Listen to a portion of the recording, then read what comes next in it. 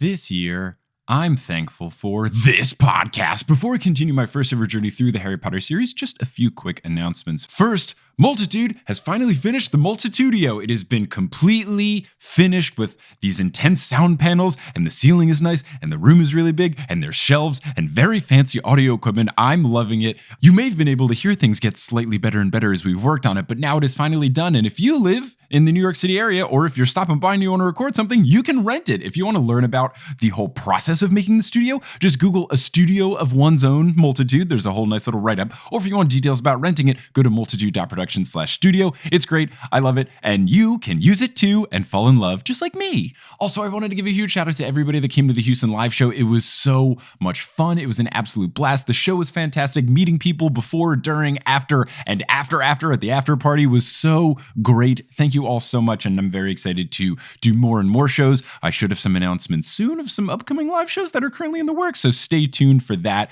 All that information about live shows that I will be a part of is at multitude.productions/live. And finally, the time of recording, it's almost Thanksgiving, and genuinely, I am so thankful for all of you. Thank you all so much for listening to the show. For those of you who are able to support the show on Patreon, thank you so much. That helps pay my bills, keep my lights on. It helps me and Kelly pay for our upcoming wedding. And for anybody who's talked about the show online, in person, told a friend about it, thank you all so much. You have made me achieve my dreams. You've helped me accomplish my goals.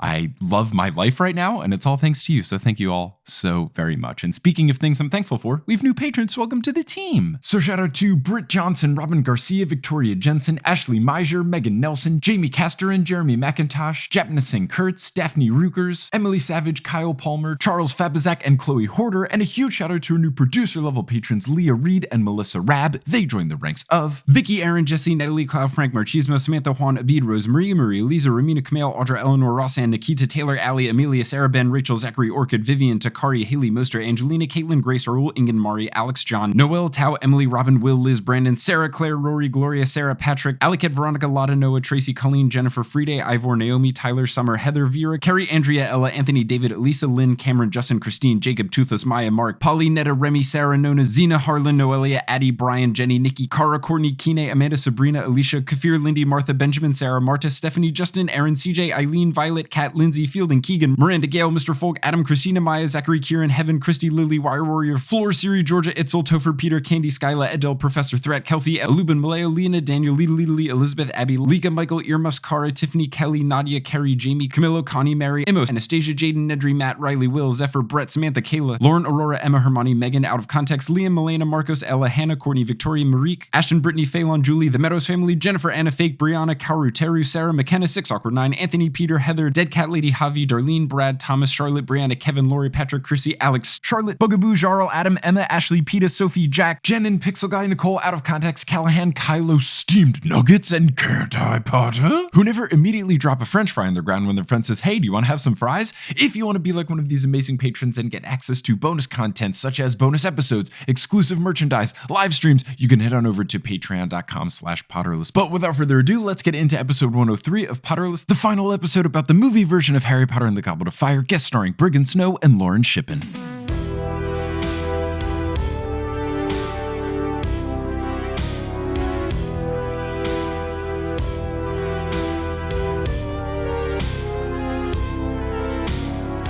Hello, Internet, and welcome back to another episode of Potterless, the tale of a grown man who just recently read the Harry Potter series for the very first time and is now watching the movies. My name is Mike Schubert. I am that grown man, and I'm here joined for the third and final time, we promise, by two lovely humans, again, from Atypical Artists. It's Lauren Shippen and Briggon Snow. Lauren and Briggon, how's it going? This is like our Triwizard Tournament. Save us. Save us. The third task. Can they finally talk about the movie? Will we survive? Who will die? Yeah, we haven't even got to the second task of the movie. Oh boy, but this will be the last episode. I have fewer notes and no song lyrics to read this time. So let's just kick it right off. The last thing we talked about was the Yule Ball, the Weird Sister song, etc. Continuing with the Yule Ball, note that I have the saris that the twins have to wear, rough. Those Indian dresses are gross. Yeah. I've heard multiple comments from my friends who are Indian that have seen this movie, and I think someone even said it at one point at LeakyCon this past weekend. It said, the least believable thing about the fourth movie is that the Indian twins would wear clothes so disgusting. Like, they just look like what a white costume designer thinks traditional Indian garb is. Yeah. It's pretty rough. They're gross, and it's like mango and plum colored, and then they're just color flips for the two twins. Not ideal. Not ideal at all. Again, J.K. Rowling was not great with the representation. And also, twins, how they always walk together in the hallways and only say the same words. Yeah. Yep. Oh my God. I felt just bad for anyone that was a twin in that movie, because Fred and George do the same thing where they talk in unison all the time. And then Parvati and Padma also only do that. It's oy. Twins, man. I don't know what J.K. Rowling has against them. But the final thing that happens in the Yule scene is the true height of the Hermione-Ron argument. Yeah. Where she's in tears saying, don't wait until the last minute to ask me. That's when we actually finally learn that she has feelings for Ron back, which is really cool. But it's tough to watch, but I think that's what makes it so masterfully done. Oh, yeah. It feels like a school dance, where it's you get so all real. dressed up and are so excited, and then there's just like crushing disappointment. That's just what being a teenager is. I just remember middle school dances and like walking out into the halls to go to like a restroom during it, and like there would be people like fighting or crying, and people consoling each other, and obviously like girls with their shoes off sitting down and stressed, and it's like, oh, this feels really real. Oh my God, girls' bathrooms at middle school dances. I would go to a middle school dance for like 30 minutes. Because I like had to be there. And I would like, go to the bathroom every 10 minutes to like avoid actually socializing with people. And literally every single time there would be like a new group of girls crying about something or like consoling a crying friend. I'm just like, I just remember being like a 13-year-old being like, how do you guys even create this much drama? My life is so boring. Well, it's like the euphoria of the dance, like especially in this scene. What I really, really loved, it's one of my favorite Emma Watson moments, is when she's like, you spoiled everything, you know, after when they're walking up, and she sits down on the steps and she takes off her shoes, and you can see that there's a girl being consoled, like steps up from her. And it's actually such a great like pivot for her. Yeah, and the direction in this scene really gets the teen angst really well, I think. Yeah, it's really well done. I just remember for me with middle school dances at my very Catholic K through 8 school, where the little description cards at the bottom said, save room for the Holy Spirit. Oh boy. No way. Yeah, 100%. Oh my gosh. No grinding at all. But I just remember it was a constant struggle of, during the upbeat songs part, being in a circle and then positioning yourself in a way so that once it was a slow song, you could turn to the person that you wanted to ask before somebody else did. And it was just a whole mental game of, it was all build up for the slow dances and trying to like position yourself to ask the person that you wanted to slow dance with. Oh my God. You could not ask me to go through middle school again. Absolutely not. I hated it. And just the crushing defeat of getting turned down from that was so bad. And like those things are, I don't know what middle school is like now, but certainly when we were growing up, like incredibly gendered, right? Like I never asked anybody to dance. Oh gosh. But I was never asked to dance. And so it was always like a thing of being out in the dance floor and just like the crushing disappointment of nobody asking, hence me escaping to the bathroom every 10 minutes. Honestly, I gotta say, it is rough for the boys, because again, not that I'm okay with this, but this is just how it was. It was very much the boys ask the girls, and it's hard to get up that courage, but also it's gotta suck to just be standing around waiting and not getting. And I remember one of the biggest regrets in my life is 8th grade. It's one of those middle school things that you wake up in a cold sweat, like, I can't believe I did this. I feel so sorry. But it was such a thing. I just remember my school, like, if you slow dance with someone, it was such a talk of the town, because my school only had 60 people per class. Right. So like everyone knew exactly who slow danced with who, how many times. It was a whole discussion point. Yep. And I remember it was one of the last dances, if not the last dance of the year, 8th grade. I wasn't dating anybody. I knew I was moving to Texas. So there was like, I was off the market. No one wanted to touch me. But I remember distinctly someone came up to me and was like, Amanda Repka wants you to ask her to dance. And I wasn't interested. And at the time I was like, oh, well, I don't want to ask her because like, I don't like her, blah, blah, blah, blah, blah. But looking back, I should have just fucking danced with her. Who cares? I look back and I feel so bad. No. Don't worry, Amanda Repka and I are friends still. And we talk and all. It's like, it didn't work out. But I just like, Oh, it was so dumb that I didn't dance with someone that wanted to dance with me just because I was like, what are people gonna think? And, Well, and also it feels so high stakes, right? Of like, oh, well, if I dance with somebody, then like that means everything versus like, no, you can just dance with somebody because you want to do something nice. That's the thing is I was so pent up in, I can only dance with people that I like so that if something devolves from it, like, dude, who cares? Just, You're just going to stand there 3 feet apart and swaying for 2 minutes. It's going to be fine. Like the Green Day song.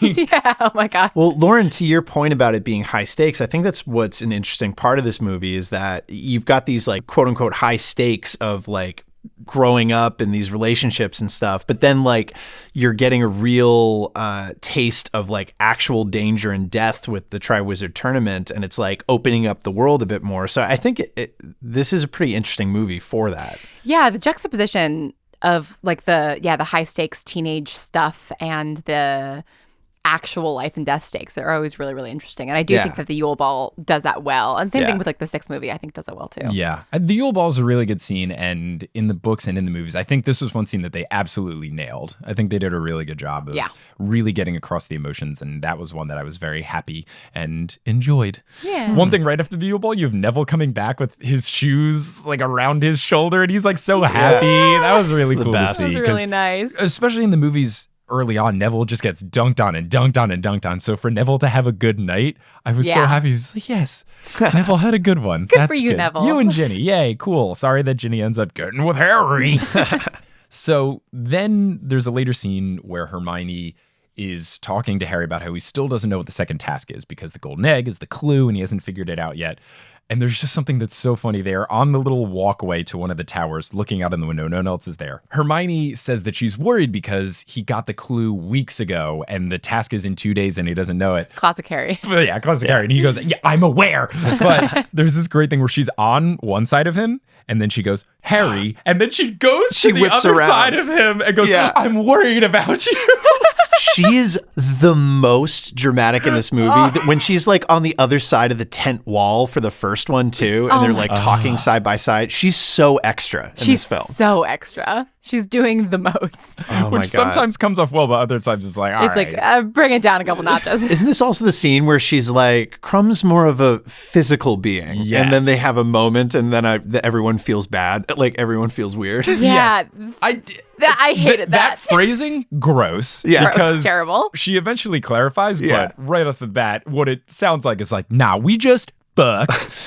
But that's not something that she says in the book. No, not at all. Because Crumb is complex and she always defends him. Yeah, and also like there's like a whole thing later on too of sort of a question of, I think it's in the sixth book when Ron hasn't had his first kiss yet and is kind of like, freaking out about that. And there's sort of this whole thing of like, oh, like Hermione and Victor have kissed. But it's like, I don't know, the way that it was framed made it seem like that's literally all they did, like maybe once or twice. Yes. It's like, I don't think even when they were at the Yule Ball, they had kissed yet, And so it just, again, feels like creepy. I didn't realize how many feelings I had about the way that this movie is like sexualized and gendered. It's not great. And again, it makes me sad because it makes Crumb less complex. And I don't know, it doesn't feel great when they're like, yeah, he's a dumbass. Yeah. It's just, I don't know. I like Crumb. Made me sad. Yeah. So Cedric then, right after this, gives Harry the advice, paying him back for Harry telling him about the dragons. Oh my God. What is this about? Oh, just what's coming next. Yeah. We're talking about all of this. I thought that was to Cedric being like, take a bath. Yeah. Oh, I mean, that's it, but yeah. Like, that's something that I think has been made into great fodder in fan fiction, especially because like the way that it happens in the book is somehow weirder than the way that it happens in the movie. Right. But what doesn't make sense in the movie is that he says, the prefect's bathroom on the 5th floor, right? Great place to take a bath. You take the egg there. But then he doesn't tell Harry the prefect bathroom password, which is very important in the book, is that Harry just gets in there in the movie. And nobody's there. Well, yeah, in canon, then, anyone can go in the prefect bathroom. Also, can we talk about how if you are a prefect, you get like a full fucking spa? That's so nice. Because those pipes, that was so cool. Yeah. With roughly 87 nozzles of water and syrups and bubbles and scents and like a bath bombs. fucking pool. Yeah. Like, Yeah. And then a stained glass window that's animated. Yeah. There's so much. And then And a a ghost ghost. that wants to look at your dick. Yep. Also that. It's always really creepy how sexual Moaning Myrtle is. And I get that's the point, but how old was she when she died? 14 or something? 14, 15? She's super horny for an early teenager. Yeah. Oh, little too Way too horny. I just love her little bubble noises that she go pop, pop, pop, pop, pop. And it's so unsettling. And just threatening Harry that if he doesn't figure out the clue soon enough, it's going to be like Cedric, where the bubbles went away. So, I could stare at his junk. Yeah, it's just so creepy. And I think Dan Radcliffe in this scene does a wonderful job of like being very awkward and very like I love Moving the bubbles towards moving the his bubbles. private region. Yeah. But I love Harry too, because anytime Harry's met with like any degree of innuendo or anything like that, he's just sort of like, what, I don't, Yeah. It's like he doesn't really want to engage in that, which is Right. like kind of refreshing for a teenage boy character who's like, no, actually, like, can you stop looking at my naked body, weird ghost? Like, can you not make sex jokes at me, friend? It's like, Not that I'm promoting this, but she's a ghost. Just fly into the water and look at his junk if that's what you want to do. Doesn't Which she do that? she does. She kind of dives under and Right. Well, floats also, up. she's like watching him as he's listening to the egg underwater. And I'm like, this is what she's looking at. Yeah. yeah, it's all just very weird. Yeah. I was happy when the scene ended. Myrtle also hints at polyjuice potion being used, which I don't know if that happens in the book. Yeah. She says, I found some polyjuice potion. Are you making more? And then Harry says, oh, no, I've kicked the habit, which is part of the allusion to the Mad Eye Moody situation. I think that does happen in the book, maybe. Well, that's also a reference to the second movie, second book. movie. Yeah. Because they were in the prefect bathroom, weren't they? When No, they did it was in the bathroom that was closed off, and it's the one Gotcha. where Myrtle died. They Yeah. made it in her stall. Yeah, it's like the one that she occupies, but then she starts to like move through the pipes more. Oh, so she moves from bathroom to bathroom. Yeah. So that explains why when I go to the restroom at Universal, she's moaning while I'm standing at a urinal. Exactly. Which, yes. Cool. I get why they do it. Hey, Universal, can you not? Can you please It's stop? so unsettling. I don't like it because if you're just doing number one, it's fine. But when you've got to do the longer bathroom process, it's not fun to have a few minutes of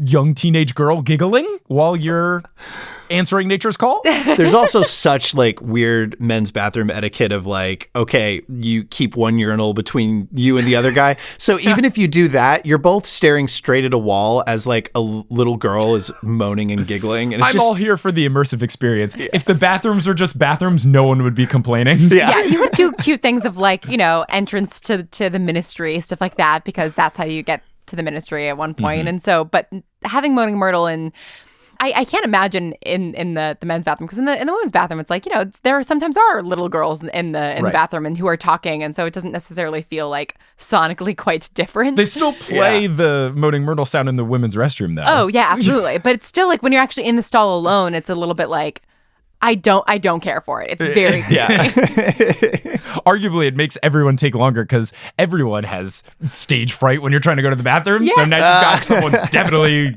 assumed to be watching you. Not ideal. Come on, Universal. What are you Very doing? creepy. Please stop. So the mermaid song I thought was really funny as someone that went to Catholic school from K until high school is that it sounds just like a church song. It like does. It sounds like a responsorial psalm at a Catholic mass. It totally does. bread of the bread. It's very it's so silly. It's so silly. Finally, we get out of this bathroom. This scene couldn't have ended quicker.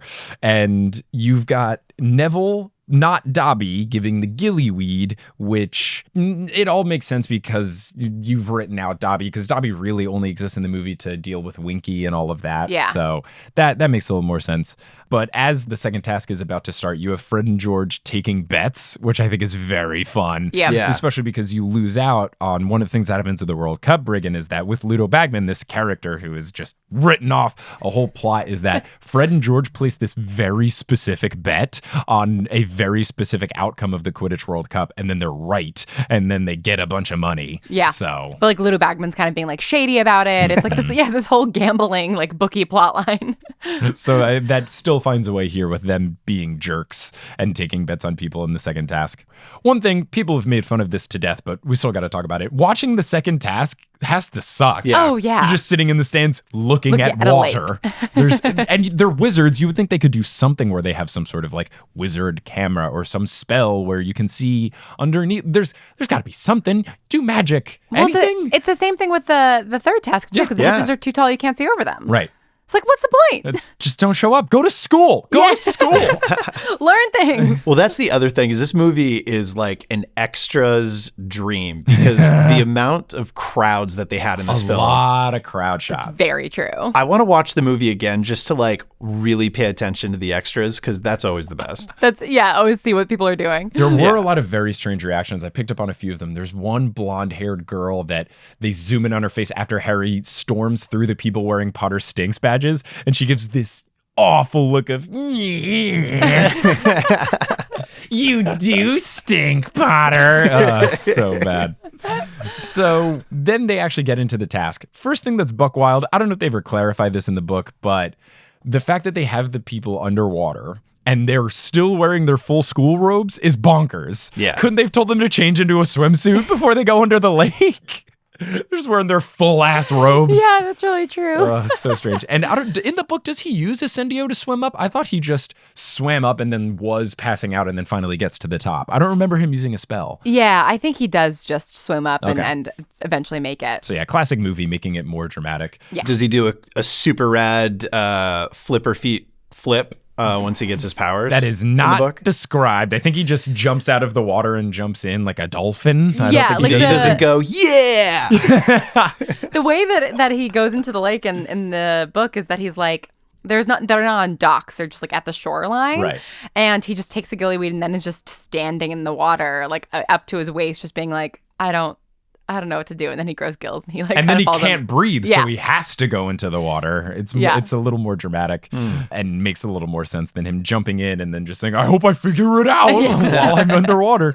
So one thing that's fun that I think is just in the movie, not the book, is after Fleur is thanking Harry for saving her little sister, she also goes on to thank Ron. She goes, and you helped. And Ron's like, sure. And then she kisses him on the cheeks. And then Ron goes, merci. Which I am pretty sure is not in the book, but I'm here for it. I think she does kiss him on the cheek in the book. But I don't think he says merci. No, he definitely doesn't. Is Fleur in the books kind of treated in the same way for the competitions? Because now that I think of it, like she made it through the first one, but then she isn't able to finish the second one, and then she gets consumed in the third one, and it's kind of sucky. No, she sucks. Like she just does not perform she's well. Like, she's, I think, presented as like competent but not skilled in the book. Mm-hmm. I think going in, there's more of a presence that she is awesome. She is much like Crouch, the front runner to get selected. Yeah. Oh, past Mike, you're so silly. Crouch didn't enter his name into the Goblet of Fire. Hey, editing Mike here. Past Mike definitely meant Crumb, not Crouch. Though Crumb and Crouch start with the same sound, they are incredibly different characters. Anyway, back to the podcast. But then she just kind of beefs it at the competitions. Gotcha. And I don't think it's anyone thinking less of her being like, oh, Fleur. I think it's just she just happens to perform poorly. Yeah. So that's kind of it. So then there's a scene later on, which is a little interesting. You have a scene where Moody, who is Barty Crouch Jr., in disguise, yelling at Barty Crouch Sr., who is his dad. And first, he calls him Bartemius, which isn't his name. It's Bartimus.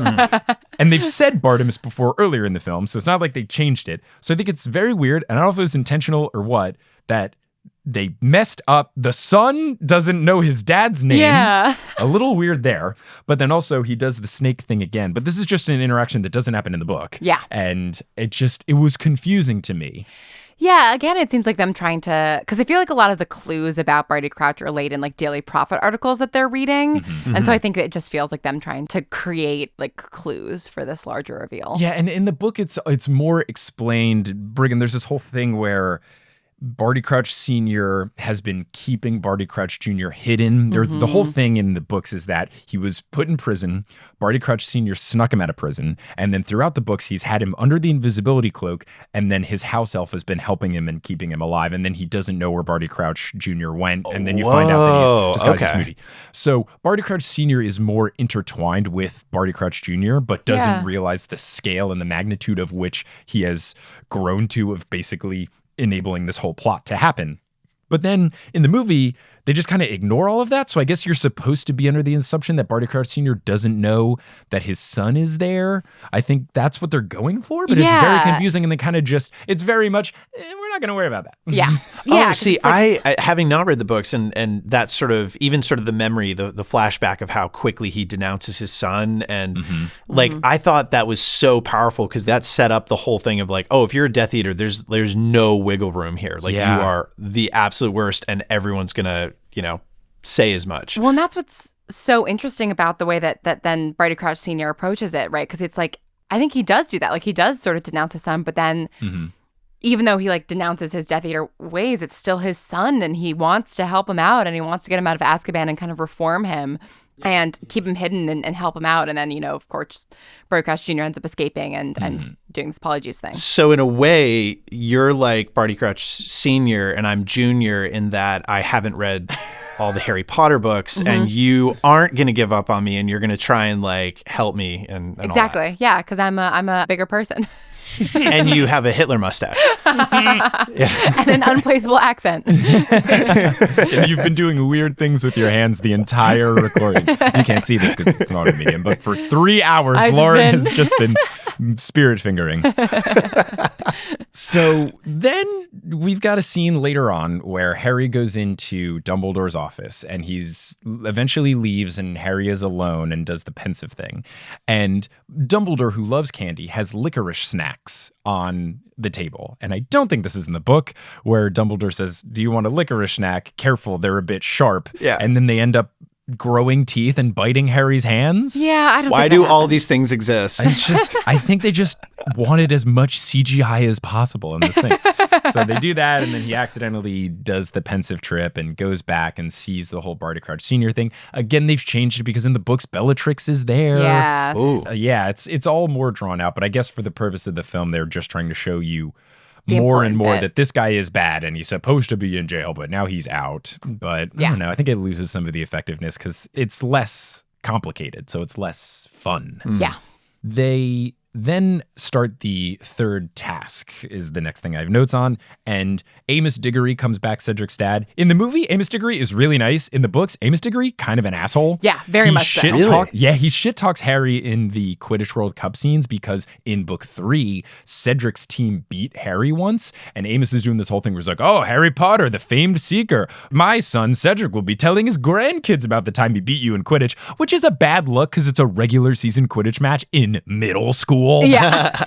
He's very much like a stage mom. He's like, he's a really, dancer mom. Yeah. He's very much like pumping up Cedric and like saying, like, oh, like my boy is like better than everybody. And Cedric's just sort of like trying to be a good guy despite his dad. But he's so sweet in the movie. Yeah. They make him really sweet. Yeah, which I think works, right? Because you want to feel for him and stuff, especially at the end. And there's not as much time to like establish this whole dynamic. I think it works better. It makes him just like, you can tell he loves his son so much, which is more fun than we all know the crappy sports dad that's trying to live vicariously through his kid and takes it too far. And I think this is more fun. I think it's more a better choice and makes his death sadder. Because I remember reading in the book when it was like it was saying Amos Diggory is heartbroken. I was like, well, he was a prick anyway. I don't really care. Yeah, this is much more effective, I think.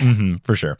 So they are about to start the third task. And a really funny moment, they also added this, but I think it's some great comic relief, is Dumbledore saying, on the count of 3, 1, and then Filch shoots the cannon. Yes. Oh my God, Filch in this movie. Filch is pure comic relief in this one, which I think is a nice break from in movie 2 where he's like paranoid freak of nature. Yeah. So I really enjoyed him being comic relief here. I thought it was more enjoyable of a movie experience.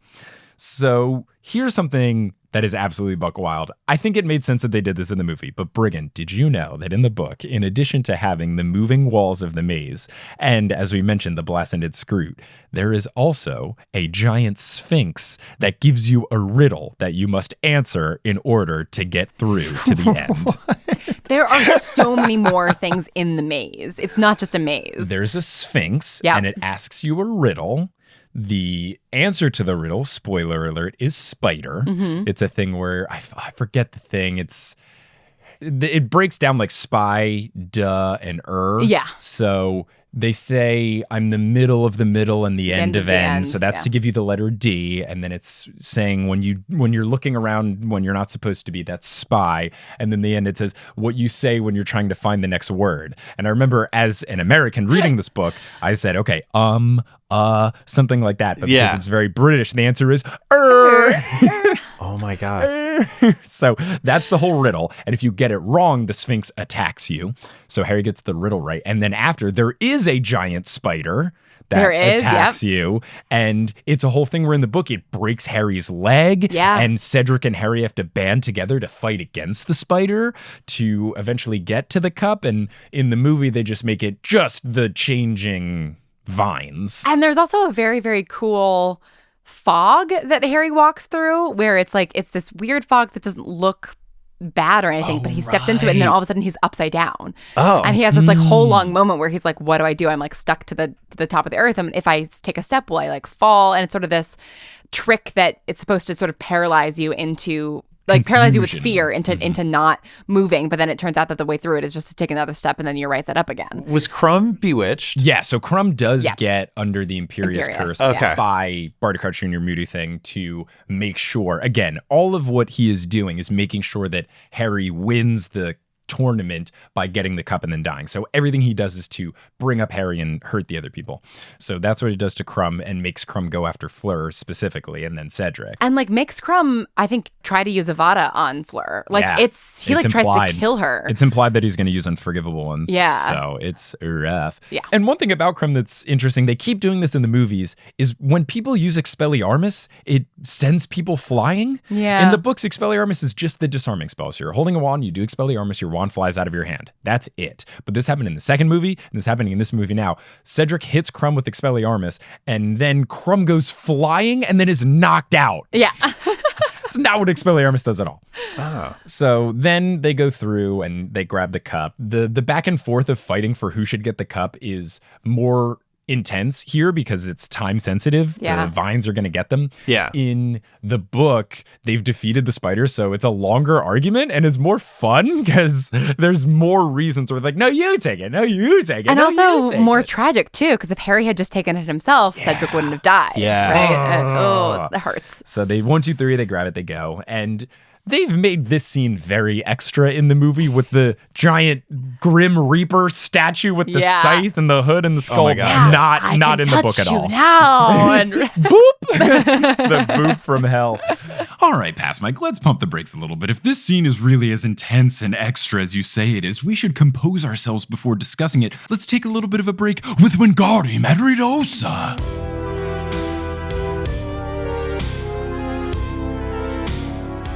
Today's episode of Potterless is brought to you by a new sponsor, Buffy. Let's say hypothetically that you just witnessed the death of one of your classmates, and this is new. This is a traumatic experience you haven't really experienced before, and later that night you're trying to go to sleep, but there's a lot going on in your head. How are you going to fall asleep? You're going to need a nice, cool, relaxing bed situation. How are you going to get that? With sheets, pillows, comforters, etc. from Buffy. Buffy's already known for their super soft, earth-friendly comforters, but they now have a new product, their naturally dyed eucalyptus sheets, which Kelly and I have, and they are absolutely fantastic. They are very cooling and soft, which is nice because I'm a hot sleeper. I get really hot and sweaty in the middle of the night, which is not ideal when you're sharing a bed with another human being. So having these cool to the touch sheets is so important, and they're so nice, and we both love them so much. The eucalyptus sheets are softer than linen, they're more breathable than cotton, and they're dyed with 100% plant-based ingredients like turmeric and pomegranate. Ours are pomegranate, so they're this really pretty shade of pink. And it's cool because most colored sheets are dyed with a petroleum-based face dye? That's not ideal. Buffys are all natural, so they're basically safe enough to eat, but you probably shouldn't eat them because they are still sheets. The eucalyptus fiber is breathable, it's cool to the touch, and it helps you maintain an ideal sleeping temperature so you can feel cozy but not overheat, which is such a problem for me. And you might be thinking, eucalyptus fiber being softer than cotton, that's great. Well, guess what else is great? It's also more earth-friendly. It's sourced from renewable forests. It consumes 10 times less water to grow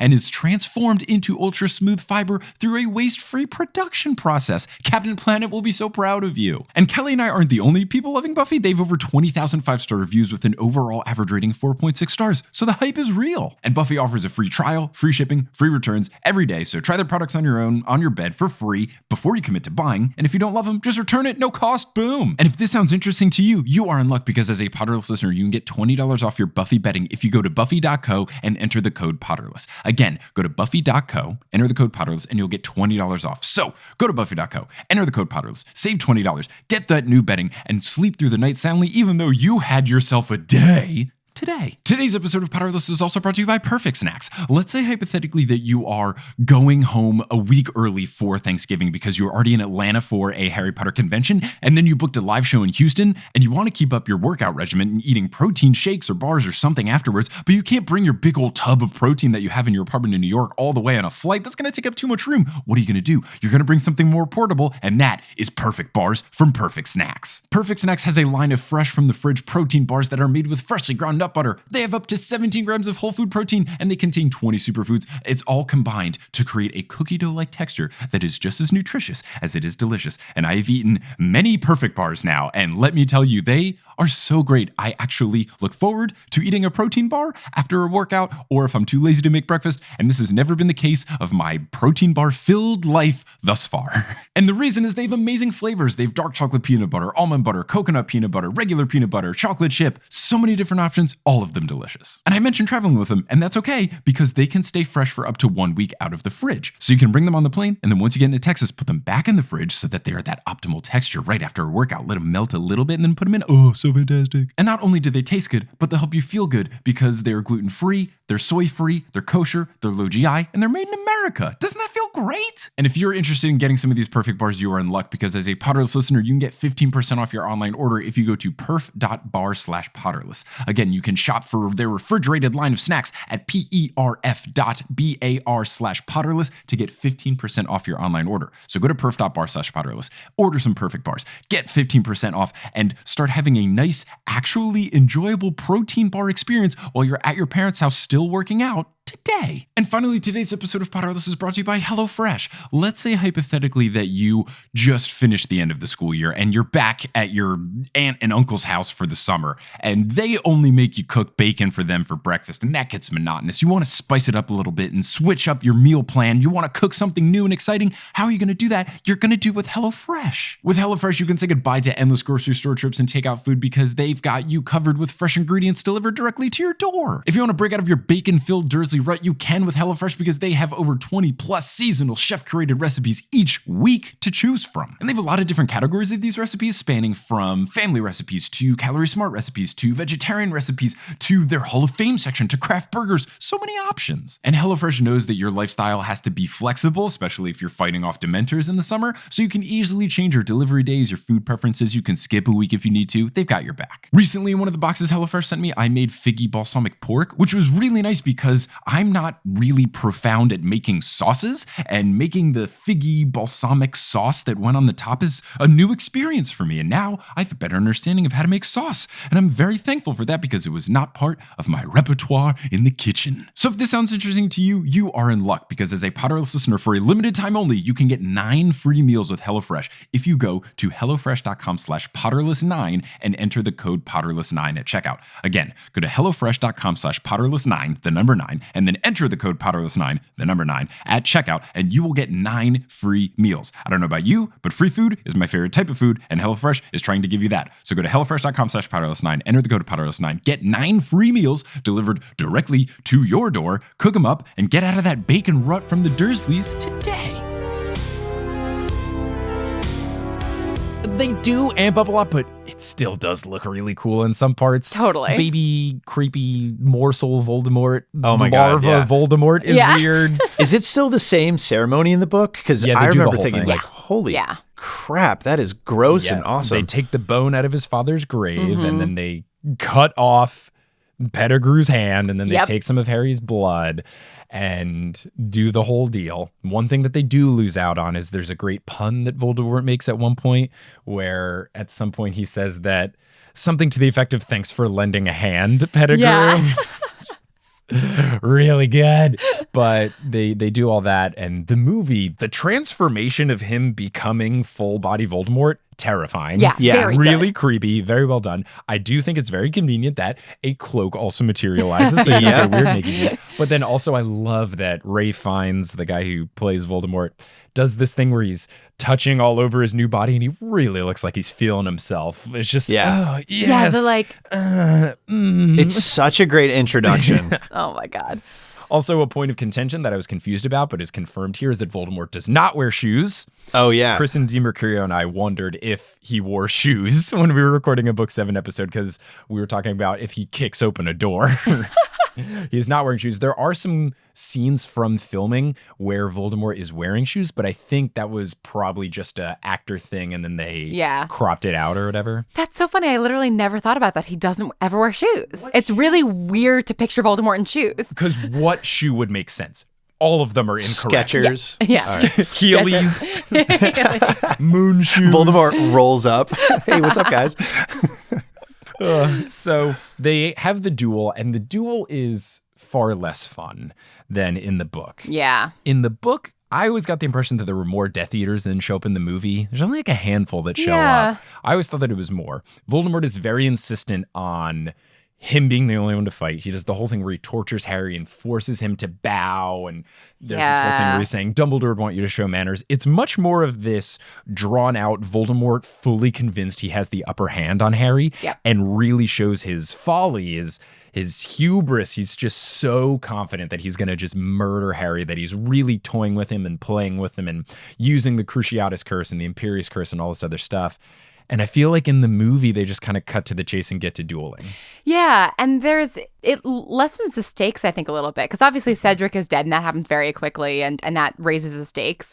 But in the book, Harry really thinks that he's going to die. Oh, yeah. It's a whole internal monologue thing. Which I don't think really is communicated in the movie. It gets to a point, so much so in the book, that Harry is so convinced that he's going to die that he starts standing up to Voldemort just because he says, well, if I'm going to die, I'm not going to go out a coward. Exactly. It's all purely Harry has no confidence that he's going to win. He goes in and he's saying, all right, I am absolutely screwed. I'm going to die. This is it. But you know what? My dad went out like a champ, so I'm going to go out like a champ, and I'm going to show it to this dude. Yeah, I'm going to go down fighting. Even if no one knows.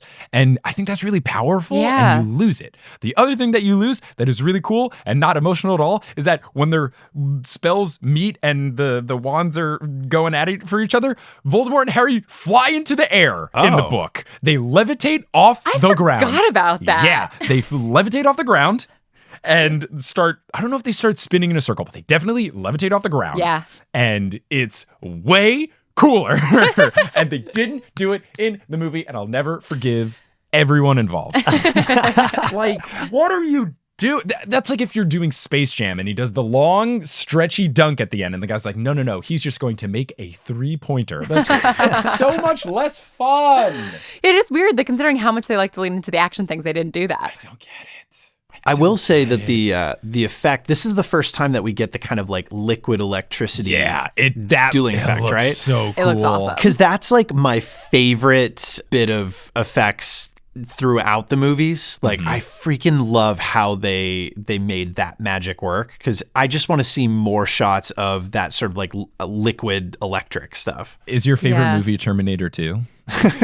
Because that's got a whole lot of liquid metal going on. Really? Did you like the adventures of Alex Mack on Nickelodeon growing up, where she could turn into a pile of goo? Oh yeah, that's incredibly good.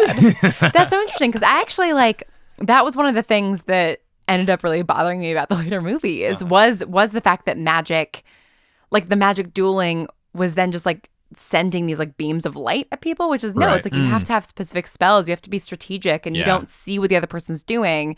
Same thing with like when they made apparating just like flying. That's This felt like if two spells meet each other, at least from what I pick up in the movies, is like, because he does Avada Kedavra, and I think Harry's answering that with stupefy. Expelliarmus. And, like, Expelliarmus, but yeah. same kind of Expelliarmus, yeah. not as intensive a spell Yeah. by any means. So they sort of like meet, because I think it's in, I actually want to say Half-Blood Prince, where, Dumbledore and Voldemort have a thing where Yeah. I imagine that's in the fifth book movie, too. the fifth yeah. movie, Order of the Phoenix, they have a big duel. And there's no music to it. It's just the sound in this like empty hall, and it's so freaking cool. So like any chance that the two spells meet and it's like dripping that stuff, I want like a master cut of that stuff, because it's so cool. Well, I think like in this scene, it really, really worked for me, because that is what happens in Prairie Incantatum, right? Is that the two spells collide and then they like cause this other effect. I think in like the dueling, because I totally agree. Like in the fifth movie, when all the music cuts out and you just hear them dueling, I think I would have loved that even more if it had just been like these sort of silent spells, Right. and things are happening to them that you aren't even like aware of, really. Like I think that's I think in that scene in the fifth one, it's cool because they are both such powerful wizards that they can do nonverbal spells. Exactly. So it's really cool. In this one, and Briggon, you are correct that it is incredibly rare that spells touch. And they talk about that later, that what happened is so rare. And part of it is because they share similar cores of their wand. It's the same phoenix. It's foxes. Yeah, it's feathers from the same phoenix. So they shoot at it, so that's part of it. But the Priori Incantatum itself, the stuff with the ghosts coming out, is done a little bit differently in the books. First off, it doesn't just show the people that were killed. In the movie, you've just got Cedric and then Frank the gardener and then Harry's parents. In the book, it shows Pettigrew's hand.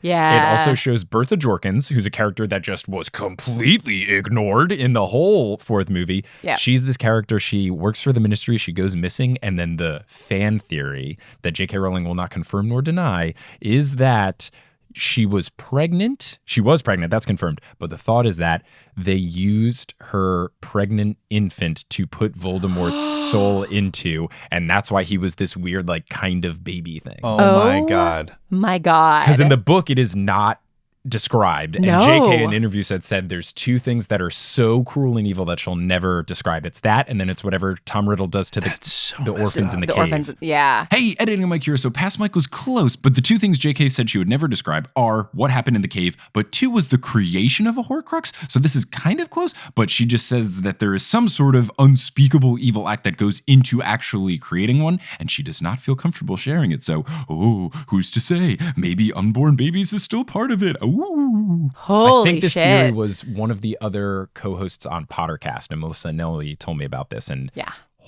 Damn, that is dark. yeah, but she's just not in the movie. No Bertha Jorkins.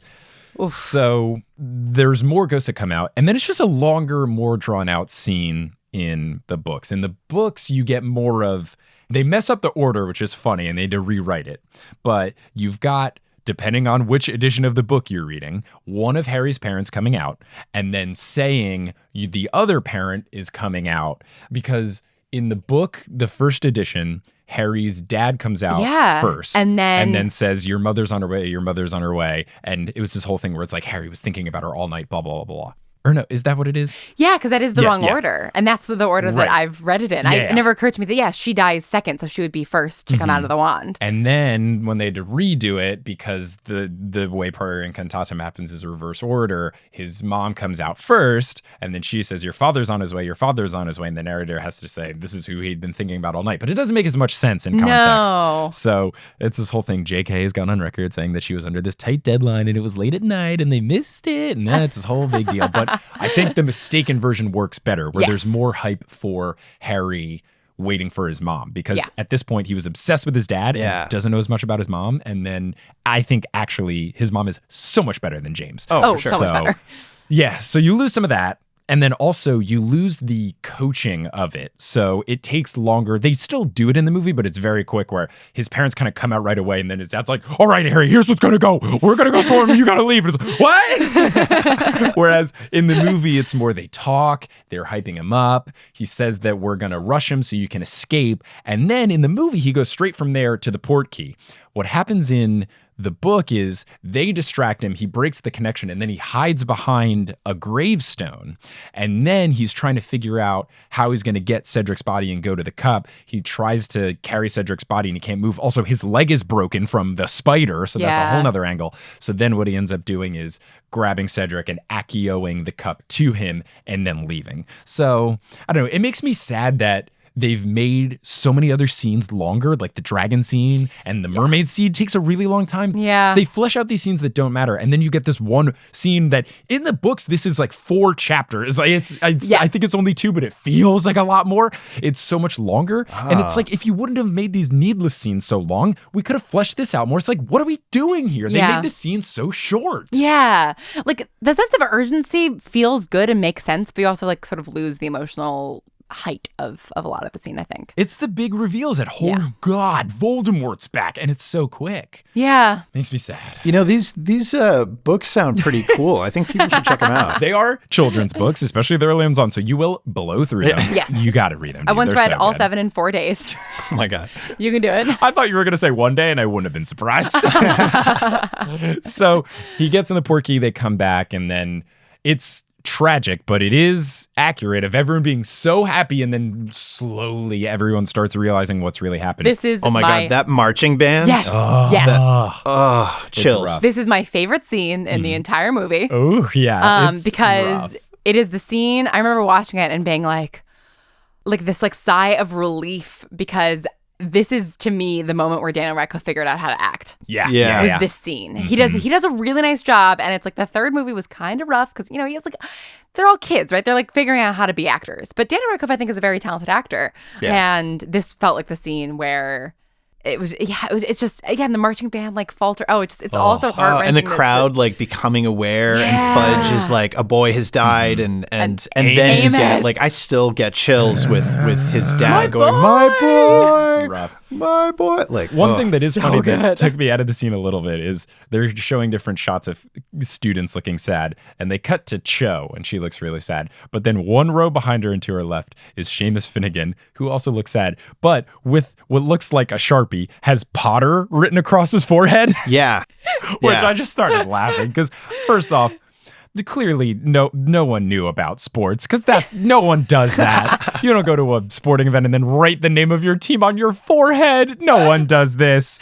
So just Seamus with Potter. Well, the cool thing about those shots is like, once all the excitement sort of like subsides and everyone realizes what has happened, and then it focuses on all of them. Like, there's a gorgeous shot of like Neville with like a flame in the foreground, and if this movie is like about that establishing and transition of like, oh, we've grown up and like big scary things are about to happen, this is like that first moment where, you know, Harry's screaming, and then it's just they go from shot to shot of all of his friends just standing there like silent. I think it's such a powerful scene. Yeah. It really, I think also especially the way that it's paralleled with, I also really love the like sound design of him entering the maze, and it's like, you know, it's like foggy and spooky, and the marching band fades as the hedge closes behind him. I think there's something really interesting of like him going into the maze and then coming out, and like literally everything is going to be different from now on. And just like exactly like him sort of bringing this changed world to everybody and watching everybody respond to that in real time is so interesting. Yeah, it's an important part of the series, book, movie, whatever. It's the tonal shift. Yeah. It goes from, oh, magic, everything's nice, cool, to, oh, wow, there are true stakes. Children have died. Yeah. Satan is back. Yeah. Who cares about school anymore? There's bigger things at stake. So I think it was done well. Yeah. So then you've got Moody taking him out and bringing him into the classroom, and then slowly doesn't have enough polyjuice potions, so he's turning back, and then the teachers come in to save the day. Again, they use Expelliarmus. I think Snape does. They use Expelliarmus, which opens the door and also sends Moody flying and knocks him out. It's like, Expelliarmus has gotten so much extra credit. It does so many things. Oh my gosh. It's like the Pepto Bismol of spells. It just does everything. Oh, but one of the things after they do this, when they're taking Barty Crouch Jr. away, is they show the Dark Mark tattoo. And then he says that, I'll show you mine if you show me yours, which phrasing. Yeah. But then also they show Harry's cut arm next to it, which why? That does nothing. That's nothing. It's like, That's Harry, nothing. show me your forearm. It's like, why? Because they cut it? it's so weird. I don't get what it was supposed to do. That felt like another one of those things that the filmmakers were like, I bet this is important later on. I bet the fact that he was cut on the same place that they have their tattoos is important. And it's it like, was not. no, that's nothing. It was very It's a really strange. weird. Yeah, that's a weird moment. Well, those tattoos only activate when the Dark Lord is alive, right? yeah. Yes. So I'm wondering if because Harry Potter's blood is now flowing through the veins of Voldemort, and it was maybe. cut in that sort of forearm thing, that it's like, oh yeah, like the prophecy has happened. Yeah, that is the Yeah. line prior. Is they say his blood is in your blood, Yeah. kind of thing. So maybe that's what it is. That's what Barty Crouch is saying as they're getting ready to take him away. So the last thing that Barty Crouch says is they're saying they're going to send him back to Azkaban, and he said, "I'll be welcomed back like a hero." And then Dumbledore adds this line that isn't in the book that I don't understand the purpose of it. He goes, "Personally, I've never had much time for heroes." Like, what is that? What is that supposed to say? What's it supposed to convey? Yeah. Literally, like, you are the hero. You're nursing Harry to be the To hero. be the hero. Yeah. What? I'm just so confused. Yeah, I don't. really weird. It seems like it's supposed to be this prophetic line that just accomplishes nothing. Yeah. I didn't understand it all. This must have been an autocorrect, but I have Cedric ecology is good. Oh, eulogy, eulogy. Thank which is so damn good. So Yeah. then the next scene is the Cedric eulogy. Thank you so much for deciphering that, Briggon. The Cedric eulogy, which is really powerful in the book as well, Yeah. is done so well in the movie. It really is. And it made me wish that Michael Gambon, it made me wish that he would have just toned Dumbledore down a little bit, because he's good here as somber Dumbledore. That's the He's thing. incredible. He's really good in a lot of scenes, and he just made so many weird choices. Yes. I don't know if he was too established of an actor where the director felt bad giving him notes. Yeah. But it seems like if he would have just been more like this calm, reserved Dumbledore throughout, it would have been better. Yeah. Agreed. Is the speech the same in the book? I think it's roughly the same. It's pretty much the same. It's very much like Cedric was great. Because the writing's so good. Yeah. And even watching it again last night, like I was getting super choked up in the scene when he's, he was like brave and true and a fierce friend. And it felt like it really drove home the sort of like innocence lost, like a young boy was killed and now everything's different and we're all experiencing this together. And then it like the camera pans up to the ceiling and it's so heartbreaking. It's really beautifully done. It's really, and I think a lot of that stuff is in the book too, and him sort of talking about like how now is the time that we all need to like stand by each other and everything, which is such an interesting contrast to then how like the 5th year starts, where everyone is kind of in this situation of like, Voldemort's back. We all have to stand together because Cedric died. And then by the time that the summer is over and Harry comes back, nobody believes him anymore. And it's like, it's kind of nice to have those parallels. Yeah. But yeah, I think a lot of that speech is the same. Yeah, I think it's pretty close 1-to-1. But then the final thing that I have notes on is something.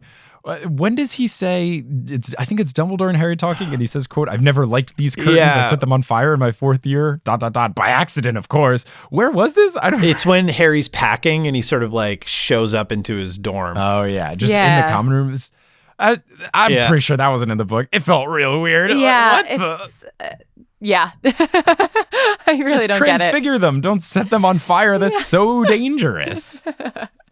But yeah, so then they weirdly try to end the movie on a happy note as opposed to just letting you kind of sit with it. Yeah. I don't know. I feel like the book didn't do this as much. I wasn't a huge fan of like Hermione standing there and she's like, everything's going to be different. And then Harry like confidently walks up and just says matter-of-factly, yes, it is. As if like he's totally okay with it being all different. It felt so forced. I was like, oh, there's a lot of shit going on. Why are you so okay with this? Yeah, it was a big shift. I remember when I read the 4th book, it's not a happy ending. No, it's very much. It's, everything will be different. Yeah.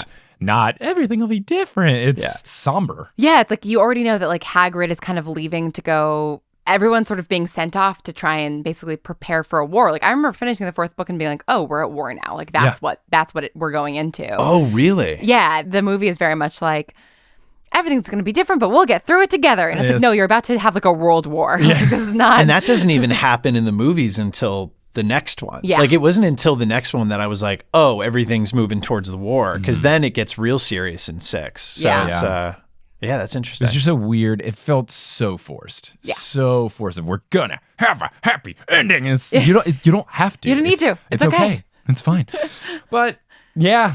And on that note, the end of this episode of Potterless and talking about the movies. So just overall, what do you guys think about the film? Briggon, how do you feel now that you know a little bit more about what the book is like versus the movie, pros, cons, etc.? I definitely am excited to read the book. We've done it. Like super excited. But the thing that I actually appreciated from this is I've always sort of written this movie off. Like I said at the first episode of this 3-parter that we've done, where I was like, this always seems like the basic Harry Potter movie. And I think there were parts of it. I think the same things that frustrated me about the movie, which was like all the world building, are actually the things that make it an enjoyable film too, weirdly. Yeah. So it's I enjoyed digging back into it. So I'm excited to read the book for sure. Yeah, I really liked this movie when it came out because it felt like, I think because it felt less frustrating in a lot of ways. I think especially because Daniel Radcliffe and Rupert Grint and Emma Watson kind of were starting to figure out like how to act.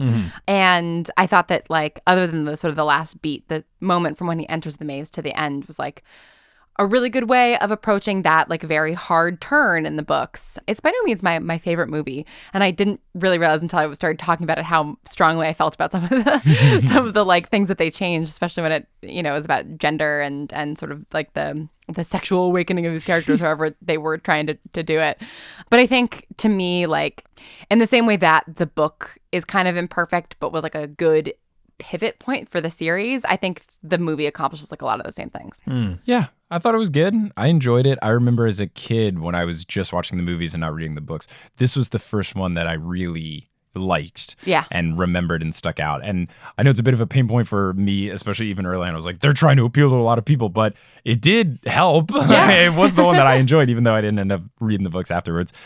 But I think it's still a well done movie. Yeah. I think all of the frustrations are just over removing things from the book. If I hadn't known that there were all these side plots, I would have been like, yeah, this is great. Nothing's wrong with it. Yeah. All the stuff that we're talking about it's usually just things left out or things added that seem confusing. It's not actual big complaints aside from dragging out a couple things, which happens in these movies. So I thought it was good. I think this movie gets a lot of flack, but I don't know that it's necessarily deserved. I think it was solid. I think it's well done. I think it's really effective at doing what it needs to do. Yeah. I guess the one complaint is the Crumb thing. I think he's such an interesting character. That's the like one big regret I have. But otherwise, it was fun. It was enjoyable. And yeah, it's fun to see all the magic and CGI. It's good that the CGI is definitely getting better from this one versus the others. Yeah, this one really kind of sets itself as there's no awkward stuff. There's no weird key flying thing or the snake or the werewolf in the third. I feel like everything looked nicer here, so it was good. And I'm excited to do the future movies where their hair all gets better. But Lauren and Briggon, thank you so much for joining on for this big old 3-parter.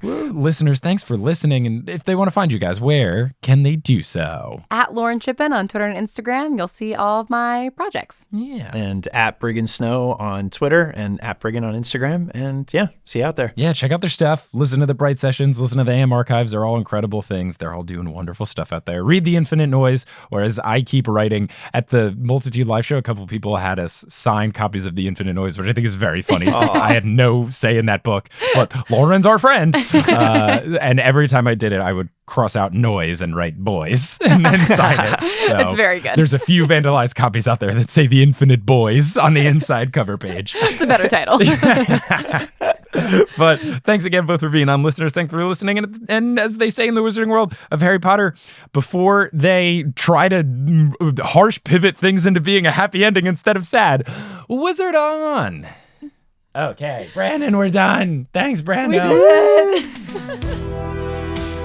Hey, this episode's being posted on November 25th. That means Christmas is a month away. If you need to do some holiday shopping, what better way to do it than at the Potterless merch store? If you go to bit.ly/merch-on, you can check out all of the new Potterless merchandise that is up there, plus the existing stuff, and all of it can be delivered before the holidays, but you gotta get in. Some of the stuff is on pre-orders, some of it is already there live. Check it all out and win the holidays by getting people Potterless merch, which is all fantastic. Potterless is created by Mick Schubert, it is hosted by Mick Schubert, it is edited by Mick Schubert, it is produced by Mick Schubert, as well as Vicky Garcia, Aaron Johnson, Jesse Horgan, Natalie Klobuchar, Klaus Lopu, Frank Chiodo, Marchismo, Samantha Rose, Juan Sanfelio, Abida Med, Rosemary Dodge, Maria Lisa C. Keen, Romina Rivadeneira, Camille Doc, Audra, Eleanor Curlin, Rosanne Batamana, Nikita Power, Taylor Armstead, Ali Madsen, Amelia Krause, Sarah Nink, Ben Silver, Rachel Guthrie, Zachary Pulido, Orchid Grower, Vivian the Owl, Takari Ront, Haley Hastings, Moster, Angelina Withred, Caitlin Sullivan, Grace Riggles, Arul Pineda, Inga Nodstadter, Mari Wynn, Alex Consulver, John Cocker, Noel Basile, Tao, Emily Tyrell, Robin Fernandez, Will Barrington, Liz Bigelow, Brandon Pickens, Sarah Ensland, Claire Spencer, Rory Collier, Gloria Gillen, Alicat29, Veronica Vartova, Lotta Bartova, Noah, Tracy Toya, Colleen, Jennifer Mark, Lou Friede, Jay Svensson, Ivor Peterson, Naomi Guglielmo, Tyler Latshaw, Summer Rathel, Heather Fleischman, Vera Cullitham, Carrie D. Baggeson, Andrea Kroc, Lisa Grieven, Lynn Walker, Cameron Watkins, Justin Montero, Christine Saunders, Jacob Parrish, Toothless Walnut, Maya Gray, Mark Body, Polly Burge, Neda Atabani, Remy Fontaine, Sarah Shecker, Nona VM, Zena Rosanowski, Harlan Haskins, Noelia Addy, Brian, Jenny Campion, Nikki Harris, Cara Hamilton, Courtney Hemwood, Kine, Amanda Alfred, Sabrina, Alicia McLaren, Kafir Shaltiel, Lindy Plackey, Martha Medueno, Benjamin Desmond, Sarah Shetter, Marta Morrison, Stephanie Magnuson, Justine Wade, Aaron Richter, CJ Ochoko, Eileen Gazesh, Violet Sullivan, Kat Yowell, Lindsay Towning, Fielding Lee, Keegan Curran, Miranda Manning, Gail Ann, Mr. Folk, Adam Bryant, Christine Welton, Maya, Zachary Davis, Kieran Heaven, Christy, Lily Leader Williams, Wire Warrior 4976, Floor Sake, Sierra Skiarsford, Georgia, Itzel Aime Ayala, Peter Wyckoff, Kenny Kane, Skylar Lily, Edel Ryan, Professor Threat, Kelsey Ulesian, Ellie Huskovchova, Lubin Maleo, Akinwande, Lena Karen, Daniel Fulkerson, Lee Lily, Elizabeth Christofferson, Abby, Luca Faccio, Michael David Yordi, Nice Earmuffs Potter, did your mom make them for you? Cara Hoyer, Tiffany Cottrell, Kelly Otilio, Nadia Vansgard, Carrie Crumpler, Jamie Kingston, Camilo Garcia, Connie Bienkowski, Mary Mateel, Imo Sarah, Jennifer Wendt, Anastasia Blake, Jaden Allman, Nedry OS, Matt Barger, Riley Lane, Will Huser, Zephyr Lawrence, Brett Clausen, Samantha Lentz, Kayla M. Simino, Lauren Wainwright, Aurora Fruhoff, Emma Clark, Hermione Snape, Megan Dick, Out of Context 69, Liam McCormick, Melena Brandel, Marco Cepeda, Elle Robertson, Hannah Zeters, Cordy Spilker, Victoria McCormick, Marique Rieger, Ashton Gabrielson, Brittany Gutierrez, Phelan, Julie Walton, The Meadows Family, Jennifer From the Block, Anna Penalber Alvarez, Fake Valentine, Brianna Jordan, Karu Teru, Sarah Saunders, McKenna Tweedy, 6 Awkward 9, Anthony Ruiz, Peter Mina, Heather Langiel, Weekend at Dead Cat Ladies, Javi Guadalupe Trejo III, Darlene Kerr, Brad Harding, Thomas Chavara, Charlotte, Brianna Cusimano, Kevin Stewart, Lori McDonald, Patrick Cribben, Chris U2, Alex Romano, Bugaboo, Jarl Sviven, Haley Logan, Adam Graham, Emma Ashley Enstrom, Peter McGrath, Sophie Duda, Jack McMahon, Jen and Rose Dowd, T Pixel Guy, Nicole Linzer, Out of Context 69, Callahan and Darris, Kylo the Husky, Leah Reed, Melissa Rabb, Steamed Nuggets, and Can't I Potter?